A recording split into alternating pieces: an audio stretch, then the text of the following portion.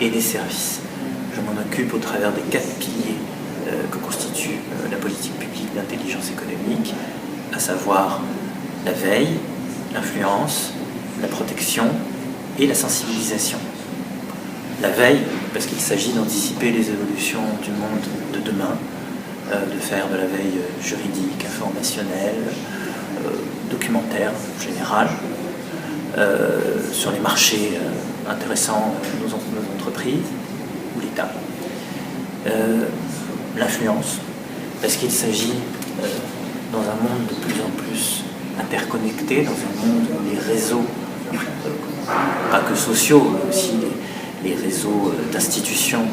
se croisent et s'entrecroisent de plus en plus, il s'agit de faire valoir le point de vue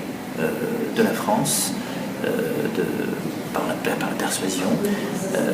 par la diffusion de nos idées, par la diffusion de notre culture,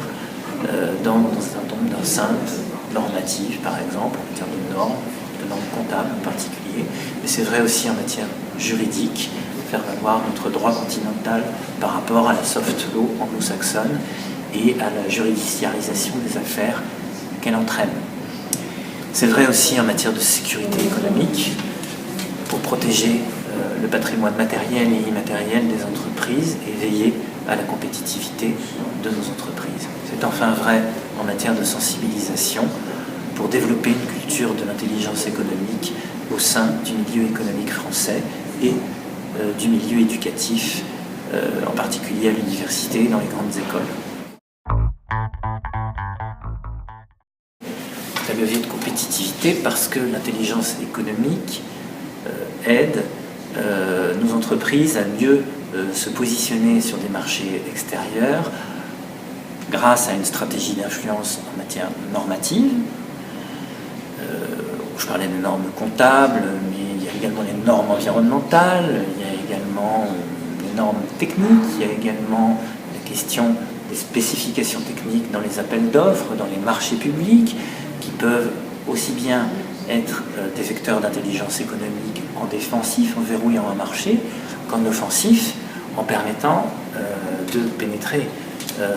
des marchés. Et un outil de compétitivité grâce à une stratégie de propriété intellectuelle adaptée qui permet à la fois de valoriser une innovation et en même temps de la protéger, aussi bien sur le marché national qu'à l'exportation, en particulier dans les pôles de compétitivité, où là aussi il s'agit de mettre en place des coopérations efficaces par des accords de consortia équilibrés entre les partenaires des pôles. Tout cela, c'est de l'intelligence économique vécue au quotidien par nos entreprises.